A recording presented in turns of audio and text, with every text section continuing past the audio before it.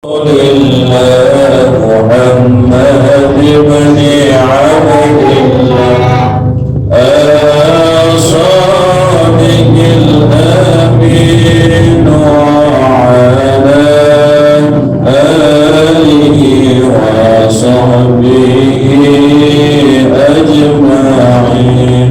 اللهم صل وسلم وبارك عليه وعلى آله.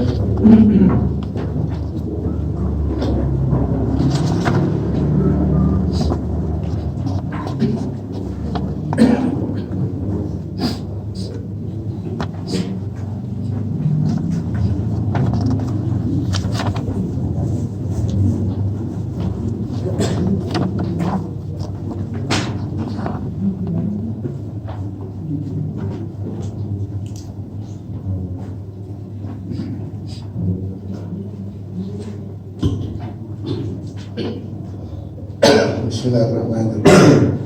Assalamualaikum warahmatullahi wabarakatuh.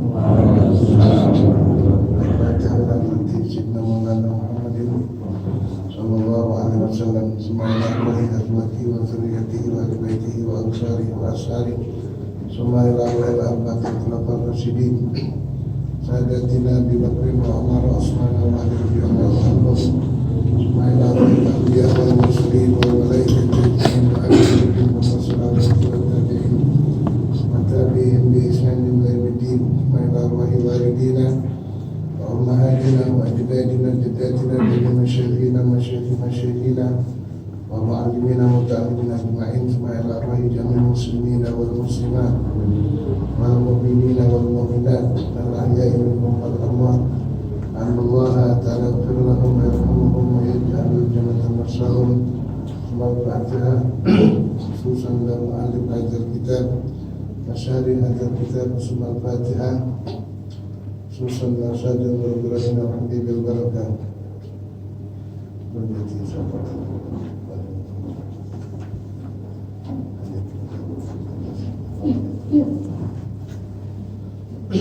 وصلى عليه وسلم وبارك أجمعين أن الله يعلي درجاتهم بالجنة وتغشاهم بالرحمة والمغفرة ويعين علينا من بركاتهم وأسرارهم وأموالهم وعلومهم ونفحاتهم وإمدادهم في الدين والدنيا والآخرة. سبحان الله جميع المسلمين والمسلمات والمؤمنين والمؤمنات أن الله تعالى يغفر لهم ويرحمهم ويجعل الجنة مأواهم. ثم الفاتحة على نية الكتب والبنو والرسول صلاح الجسد والروح وتوبة النصوح إلى حضرة سيدنا مولانا محمد صلى الله عليه وعلى آله وصحبه وسلم. الفاتحة.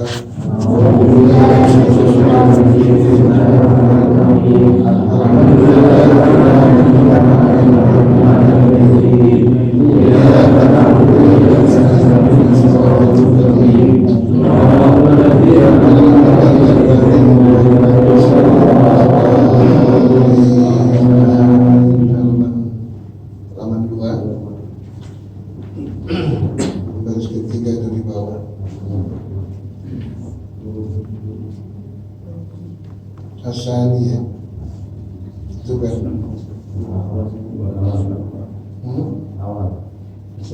al-awal udah kemarin. Saya lanjutkan asani. Bismillahirrahmanirrahim. Alhamdulillahirabbil alamin wa bihi nasta'inu ala umuri dunya waddin. Wassalatu wassalamu ala asyrafil anbiya'i wal mursalin wa ala alihi wa sahbihi ajma'in. Allahumma shalli wa sallim wa barik ala sayyidina Muhammadin al-Fatihi lima ughliqa al-khatimi lima sabaqa an-nasiril haqqa bil haqqi wal hadi ila siratikal mustaqim wa ala alihi wa sahbihi haqqa qadrihi wa miqdarihil azim.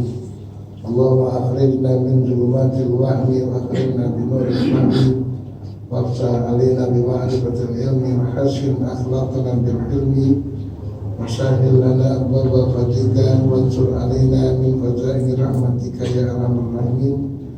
Wa qala Syekhul Mu'allif rahimahullahu ta'ala wa adaman naf'abihi wa barakatihi wa bikulli daraini amin. Bismillahirrahmanirrahim. Wa qala radhiyallahu anhu ankum. Halaman 2 lanjutan mengenai wudu. Bismillahirrahmanirrahim. Wa qala radhiyallahu anhu ankum. Fardu wudu yang kedua, asani yang kedua daripada fardu-fardu wudu, ghuslul wajhi, yaitu membasuh wajah. Ghuslul wajhi, membasuh muka. Asani yang kedua dari fardu-fardu wudu, ghuslul wajhi, yaitu membasuh wajah, membasuh muka. Dalam membasuh wajah ada bagian-bagian yang ditentukan, ada panjang dan lebarnya. Kalau panjangnya dari mana di syahri ras, dari tempat tumbuh rambut di kepala, ini tempat tumbuh rambut di kepala. Ya, min mana di syahri rasi, dari tempat tumbuh rambut di kepala ila zakri sampai dagu. Ya, min mana di syahri rasi, dari tempat tumbuh rambut di kepala ila zakri sampai dagu. Dan lebarnya minal uzuni ilal uzuni, dan lebarnya dari telinga kanan ke telinga kiri. Jadi waktu kita membasuh ini sekelilingnya harus kena. Ya, panjangnya dari tempat tumbuh rambut di kepala sampai dagu, dan lebarnya dari kuping kanan ke kuping kiri. Jangan cuma asal begini doang, tapi harus rata kembali. Ya. Itu batasan-batasan haddul wajhi, batasan-batasan yang wajib dibasuh di bagian wajah, di bagian muka. Min manabiti syahri rasi, dari tempat-tempat tumbuh rambut di kepala dan sampai kepada dagu. Ya, kemudian lebarnya dari kuping kanan minal uzuni ilal uzuni, dari kuping kanan sampai kepada kuping kiri. Kalau bilang boleh kita kelilingin gitu. Ya, ini bagian-bagian yang wajib dibasuh ketika seseorang membasuh muka di dalam wudu. Dan hukumnya membasuh muka ini rukun, fardu. Ya, hukum atau fardu. Dan wajib membasuh apa yang ada di wajah. Orang suka ada mata ikan, harus ya, diratakan. Ada tai lalat, bagian-bagian yang tumbuh di wajah, termasuk bagian-bagian pinggiran mata, harus dirapikan supaya airnya masuk semua, karena ini bagian daripada wajah. Jadi yang kedua, yang wajib, yang fardu di dalam wudu, ghuslul wajhi, membasuh wajah, membasuh muka. Dan tidak boleh disapu, tidak boleh disapu seperti kepala. Kalau kepala bukannya ghusl tetapi mashu, masrurasi menyapu kepala. Nah kalau wajah ini tidak boleh disapu, tapi ghusl harus dibasuh. Walau bi ghairi fi'lihi, sekalipun bukan dengan kerjaan dia. Membasuhnya bukan kerjaan dia, seperti barengan dengan pakai shower terus digoreng muka ini, itu masih sah, bukan kerjaan dia. Kalau kerjaan dia kan diambil ini air dibawa ke wajahnya, ya, atau pakai shower misalnya, diguyur wajahnya terus sambil ditadahin di wajahnya, itu pun boleh. Walau biduni fi'lihi, sekalipun bukan dengan perbuatan dia.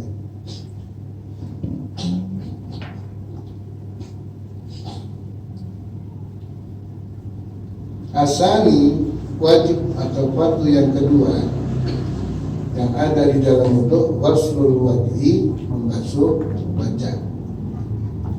Jangan asal membasuh wajah begini doang. tiap-tiap satu basuhan rata, ambil lagi rata. Dan sunnah dibasuh sebanyak tiga kali. Boleh nggak 4 kali? Makruh.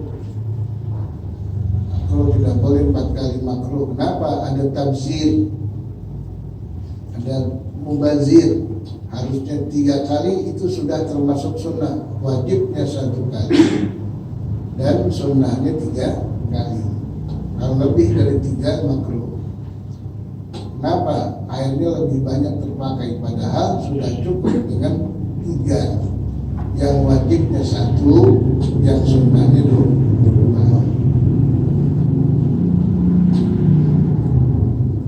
Yang kedua, kenapa makruh? Mukhalafatis sunnah, menyalahi perbuatan sunnah. Nabi nyontohkan cuma sampai berapa? 3.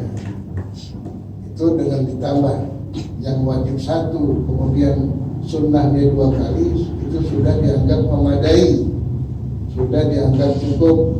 Kalau memang dia membasuh mukanya dengan teliti, pelan-pelan, jangan buru-buru.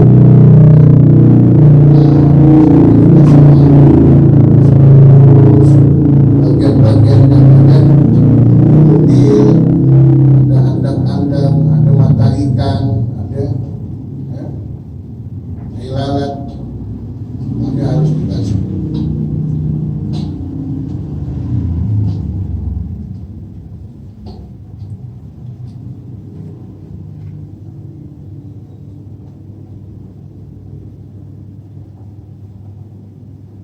Termasuk cambang yang ada di bagian pipi kanan nih, bagian pipi kanan ada sini cambang, harus biar rata supaya airnya masuk ke sela-sela cambang. Dan buat orang yang piara jenggot ada yang tebal, ada yang tipis.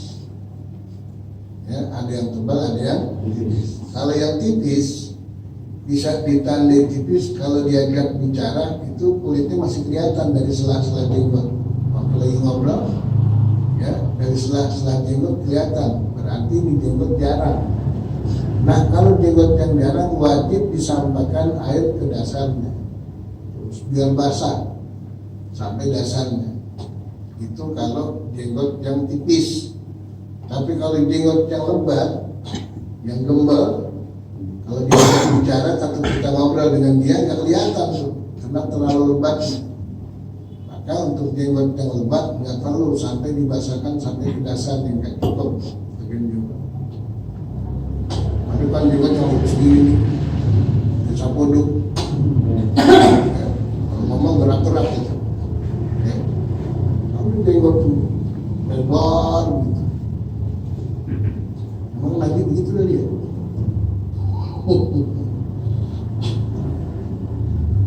Harusnya dirapiin. Orang banyak yang pakai jenggot rapi, rapi. Jangan dibiarkan begitu, kurang indah dilihat. Dan tiap-tiap Jumat itu jenggot orang harus dirapikan. Bukan artinya sunnah harus semau-mau dia, dirapikan. Kalau jenggot sunnah, tapi yang memang dasarnya punya bahan,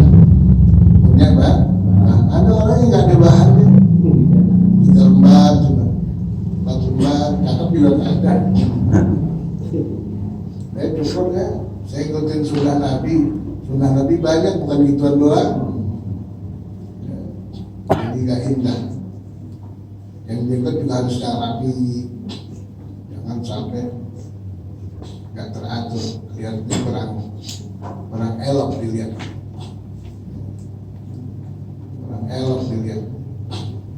banyak orang-orang yang biar jenggot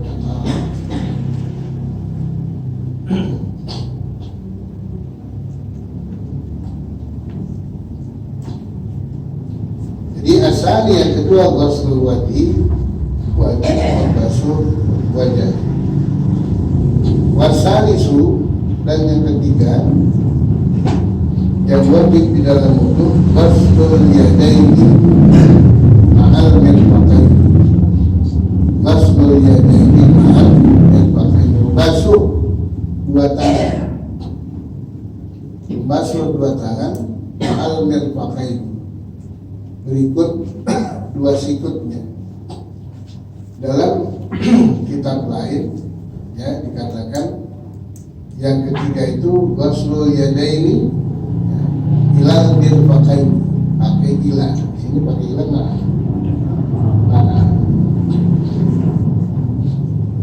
Al mirfaqain. Dalam kitab-kitab yang lain ditulis ghuslul yadaini ilal mirfaqain. Artinya ila sampai. Artinya ila sampai. Kalau maaf beserta. Mana yang dimaksud membasuh dua tangan beserta dua sikutnya di tangan? Minal anamil, mulai dari ujung-ujung jari. Minal anamil, dari ujung-ujung jari. Ma'al mirfaqain ini berikut dua sikutnya.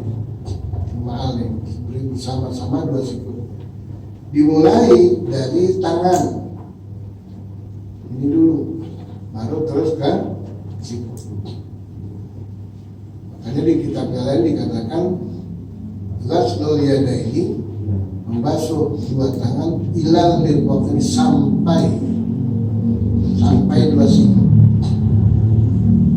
Kalau dibilang sampai pasti ada permulaannya.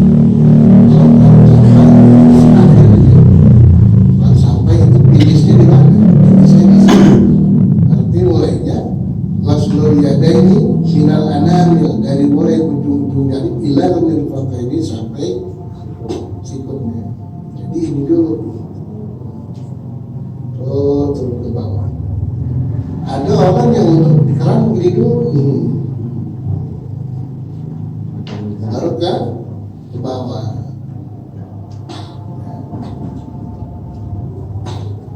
Al-Quran mengatakan iza qumtum ila shalah, bila kalian ingin melaksanakan salat, fagsilu wujuhakum, maka basuhlah wajah-wajah kalian, ya. Wa aydiyakum ilal marafiq, Quran menggunakan kata ila. Wa aydiyakum ilal marafiq, dan basuhlah tangan-tangan kalian sampai sikut. Sampai sikut, finishnya di sikut, setarnya di mana? Di tangan. Mulai dari tangan, ya, terus sampai kepada sikut. Ini untuk bukan Nabi yang ngajarin. Ya. Urutan-urutan ini juga bukan Nabi, Allah yang langsung. Allah yang langsung. Iza qumtum ila shalah, bila kalian ingin mendirikan salat, fagsilu wujuhakum, basuh wajah kalian, basuh wajah kalian, ya.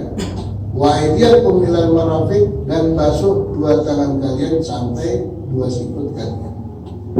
Itu Quran yang bilang. Nah, dinyontohin nih caranya begini nih. Nabi contohin, prakteknya tuh Nabi yang contohin. Jadi waktu dibasuh mulai dari tangan sampai kepada terus pelan-pelan. Batasannya sampai sikut, tapi sunnah dilebihkan di sini. Dilebihkan. Kenapa harus dilebihkan? Untuk menyempurnakan.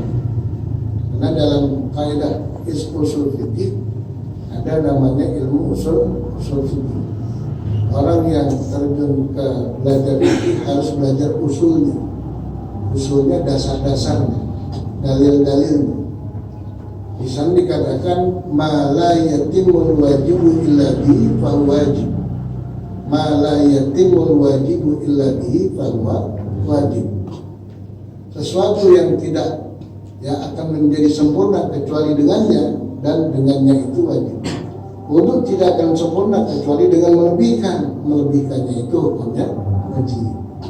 Jadi bukan hanya sampai sebatas sikut, tapi tapi dilebihkan setengah, namanya spir nih, spir ya, apa namanya?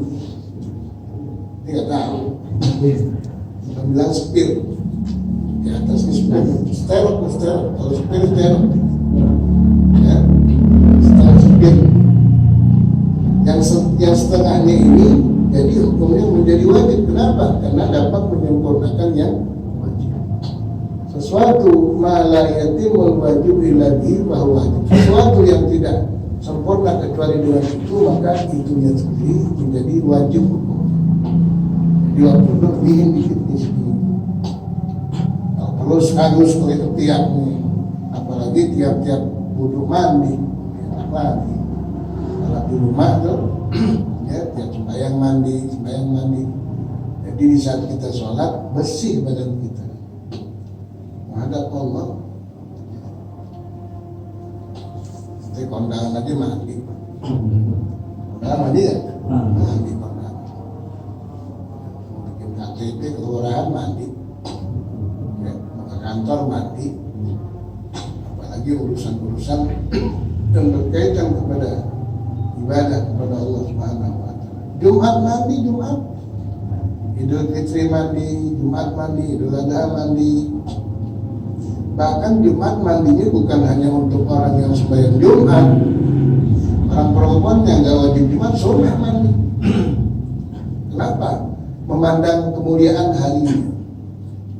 Karena Nabi mengatakan al-Jum'atu sayyidul ayyam.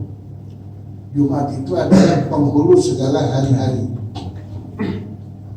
kepala segala hari-hari, biang segala hari-hari, pimpinan segala hari-hari. Dijadikan kepala karena kemuliaannya lebih daripada hari-hari yang lain.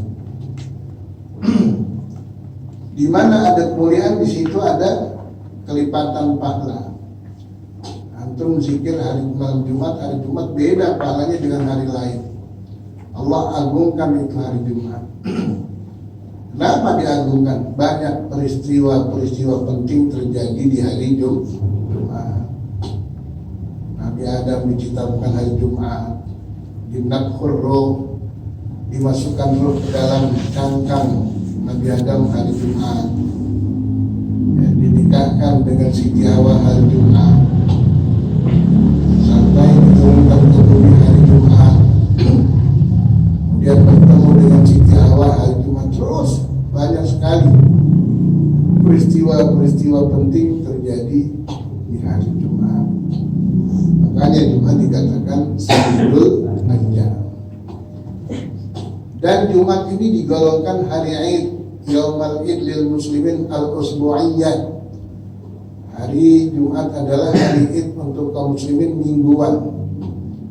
Ya. Dalam hadis Nabi dikatakan bahwasanya hari Jumat itu ada 5. Hari Jumat ada hari Id itu ada 5. Hari Id ada 5. Yang pertama Yaumul Jum'ah. Yang pertama hari Jumat. Yang kedua Idul Fitri, hari Id tahunan. Yang ketiga Idul Adha. Yang keempat 10 Muharram. Yang kelima malam nisfu Sya'ban. Ini 5 hari raya yang ada dalam Islam. Yang pertama hari Jumat. Makanya nggak boleh puasa hari Jumat kecuali diiringi dengan sebelumnya dan diiringi dengan sesudahnya. Jumat. Yang kedua Idul Fitri, hari raya Idul Fitri. Lebaran tuh, Lebaran Idul Fitri, Lebaran Idul Adha, ya, 10 Muharram Lebaran anak yatim, nisfu Sya'ban Lebarannya para malaikat. Jadi ada 5 dan 5 Id ini mempunyai kelebihan masing-masing. Siapa saja yang beramal dalam 5 hari raya ini, Allah akan lipat gandakan dia punya pahala.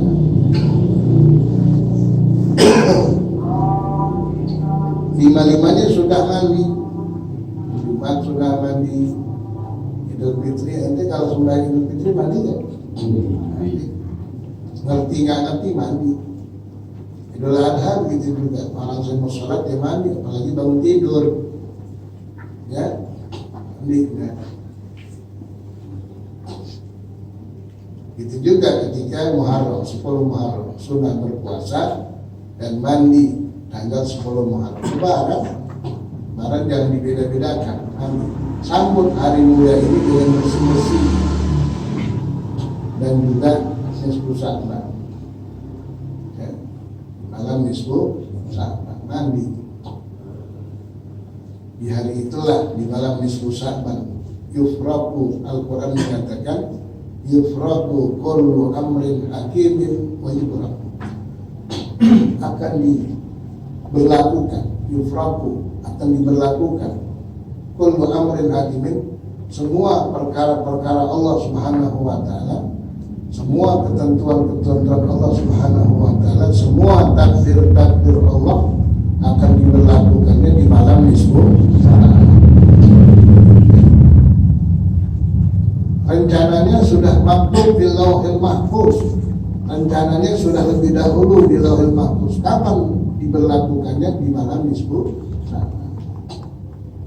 Hanya ulama Allah perintahkan malam nisfu Sya'ban, ayo sama-sama kita berdoa. Jangan sampai kita dapat ketentuan yang Allah tentukan kurang baik, kita mohon supaya yang tidak baik menjadi baik, yang pendek umur jadi panjang umur, yang sulit rezeki jadi luas rezeki, yang sakit jadi sembuh.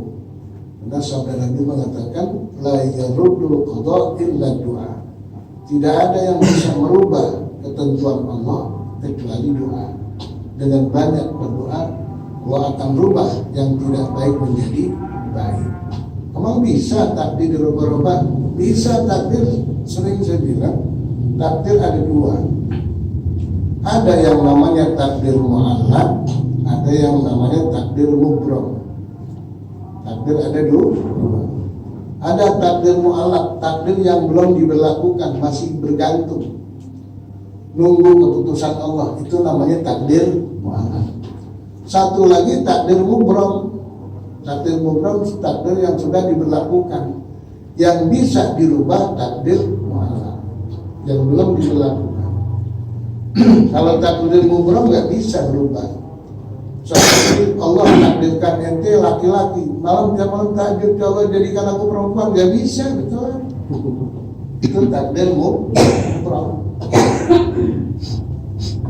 Ya Allah, saya pengen istrinya ini dan yang itu, nggak bisa. Takdir mubram yang sudah berlaku tidak bisa. Yang bisa berubah takdir yang belum diberlakukan, yang disebut takdir mu'allaq.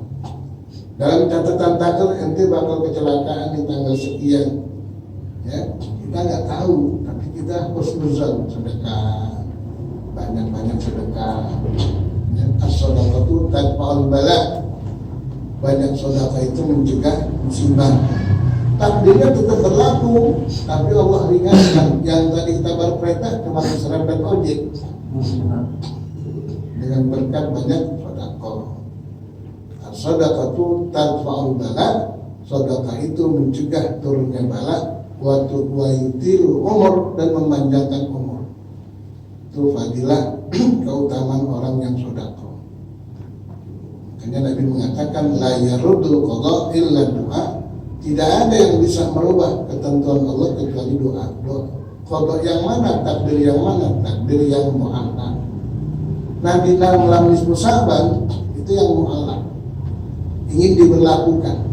Makanya habis maghrib, ayo sama-sama sebelum lewat waktu maghrib, awal hari, di malam-malam itu Allah akan sebarkan, berlakukan takdir mu'allaqnya. Maka kita munajat kepada Allah dengan baca Yasin, ya, baca Yasin munajat. Nabi mengatakan suratul Yasin 5 quri'at laha. Surah Yasin ini akan berfungsi tergantung niat si pembacanya. Dalam hadis Nabi dikatakan suratul Yasin 5 quri'at laha.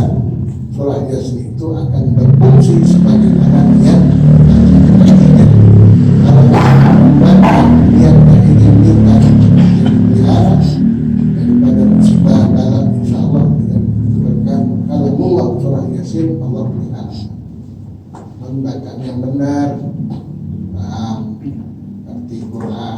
sembarangan bacanya, dengan adab, dengan tajwid, ya, Arab dibaca. Terus kita lanjutkan. Asalisu ghuslul yadaini ma'al mirfaqaini. Dan ketiga, membasuh dua tangan sampai dua sikutnya. Dari mulai ujung-ujung jari wajib dibersihkan kotoran-kotoran allati tatarakamu tahta zabri, yang menumpuk di bawah kuku, bersihkan. Jangan dianggap steril, makanya disunahkan tiap Kamis atau Jumat pagi potong kuku nih, potong kuku. Jadi sunnah Rasul. Kenapa sebabnya? Satu, banyak kotoran yang menumpuk di mana bawah kuku. Di samping banyak bakteri, kemudian bisa mencegah masuknya air wudhu. Apabila air wudhu tidak masuk ke bawah kuku karena adanya banyak kotoran, maka wudhunya tidak sah. Apabila wudhunya tidak sah, maka sholatnya tidak sah. Apabila sholatnya tidak sah, maka belum dinamakan sholat. Hanya suruh bersihin tuh satu-satu, baik kuku-kuku yang baik kuku tangan atau kuku-kuku bagian kaki, bersihkan.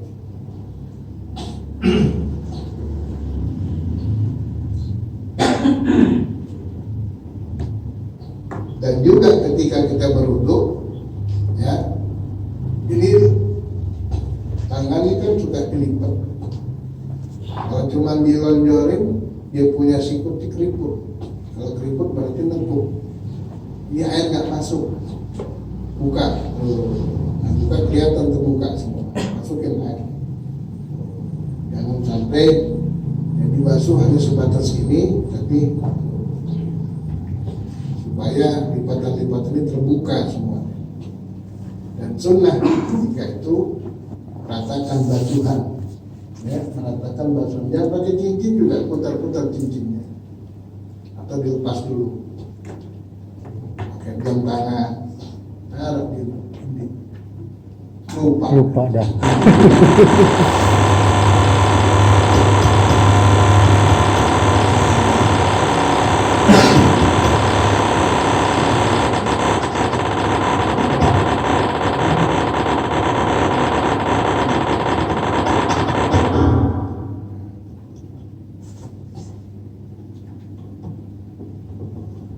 bilang kepada rapiin ini, soalnya dirapiin kurang bagus nanti. Jadi cincin baik waktu wudhu atau tayamum juga sunnah lepas. Kalau tayamum nggak bisa, abu ini nggak bisa. Kalau air masih bisa nggak? Air masih bisa. Lagi pakai cincin jangan sampai 4 jari dulu. Lagi musim cincin dulu, lagi buka cincin. Anak kecil pada pakai cincin, nggak boleh lihat batu gosok, batu kerikil gosok.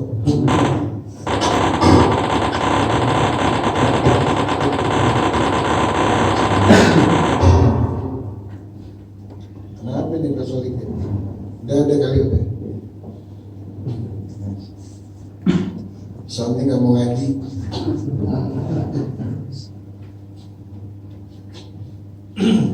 Jadi sunnah putar-putar. Waktu tayamum dilepas.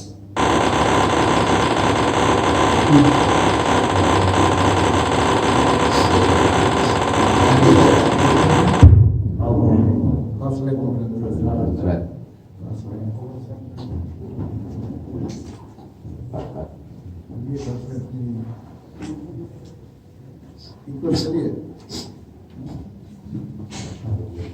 Bakar asam Bakar si keringnya ini.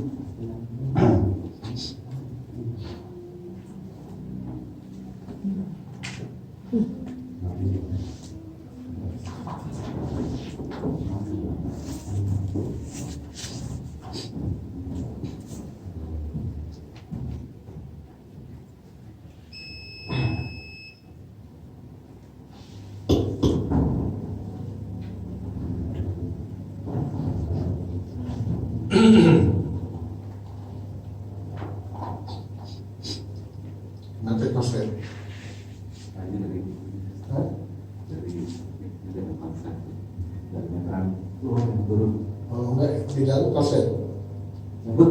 Hah? Enggak. Ada yang korset. Ada yang korset itu.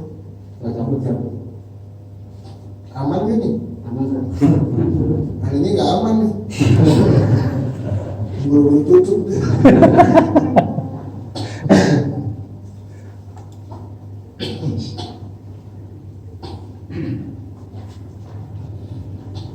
Ya, kecuali tayamum pas, karena abu nggak bisa seperti air sidin pas.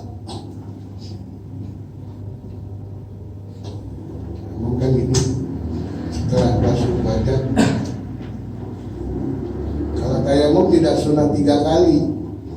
Kalau 3 kali tayamum abu asal syarat tangan hanya cepat-cepat dulu nih cincinnya. Abu nih di telapak kaki tangan kanan untuk satuan tangan, yang di kiri untuk yang kanan. Yang di kanan belum nih, nanti buat yang kiri. Sini orang lurus dari sini baru ketemu. Yang ini belum kepake buat yang ini. Pas. Ini cincinnya mesti dia lah. Lepas. Nah, mungkin kita terputar di sini. Tapi kalau wudhu harus rata. Sunnahnya pakai kelingking. Ada yang bilang jari manis. Yang dua nih, sunnahnya kelingking atau jari manis. Rasulullah kalau pakai nggak digini, putar balik. Jadi matanya batu cincin di dalam. Kalau kita kan gede-gede gini. Kayaknya anak kecil kalau cium tangan tutup deh.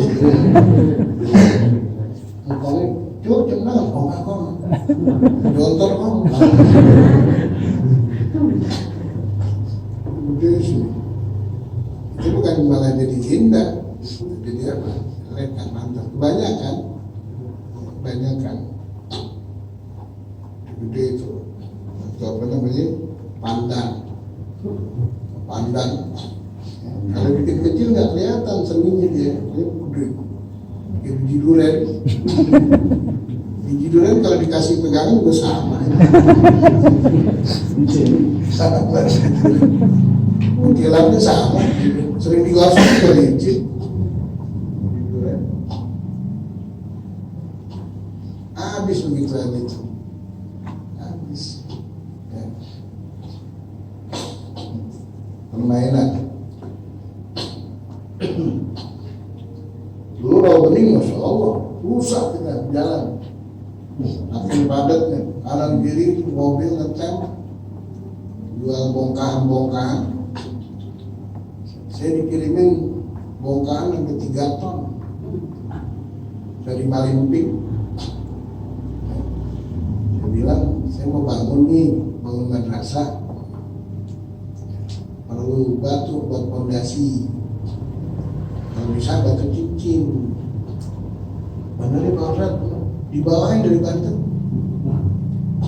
Ya. Inti nggak paham maksudnya ini batu cincin nanti jual dulu. Ntar baru beli 1 kali. Enggak, saya pikir buat syarat apa? Syarat baru bangun dia batu kali, bukan batu cincin. Tapi sekarang masih ada. Pengen boleh ambil. Baca maksudnya itu bongkahan, baca terus Yakut orang bawain, orang dibilang buat fondasi.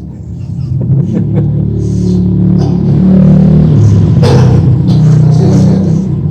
Kalau mau gratis.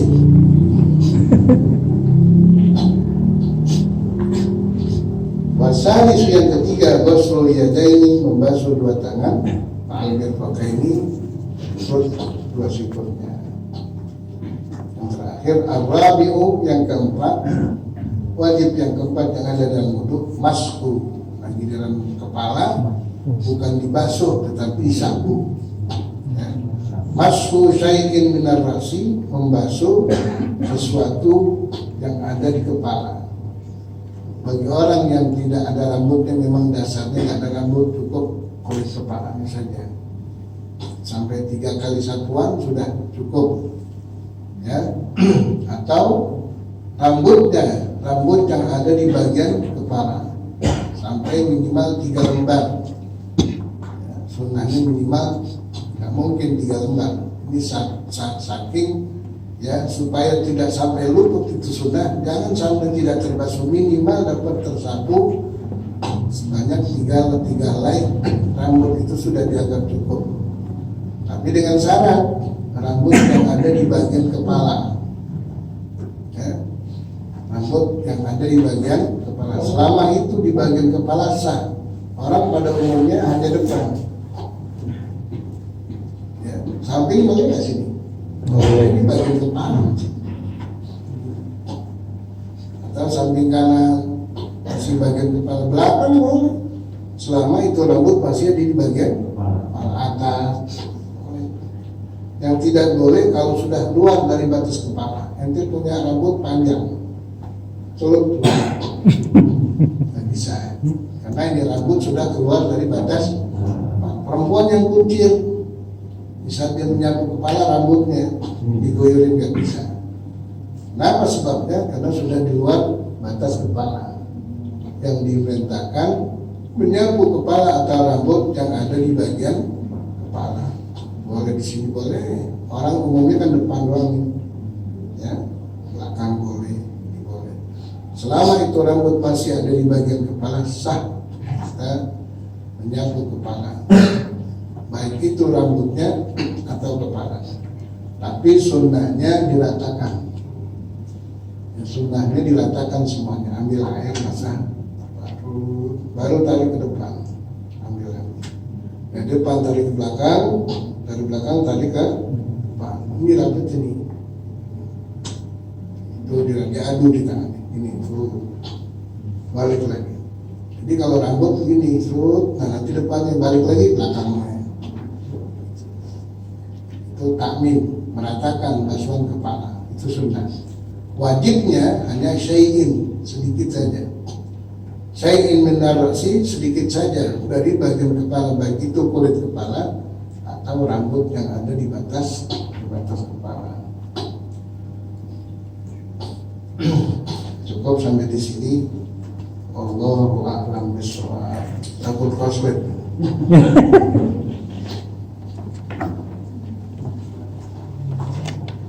Mungkin 17 Agustus itu nih.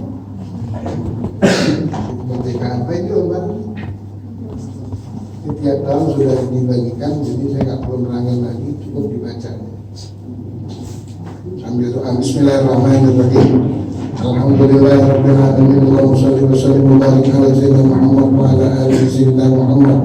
Salatan tuhina biha hayatan thayyibah. Iza tafaitana fatawaffana wa anta rahimana. Allahumma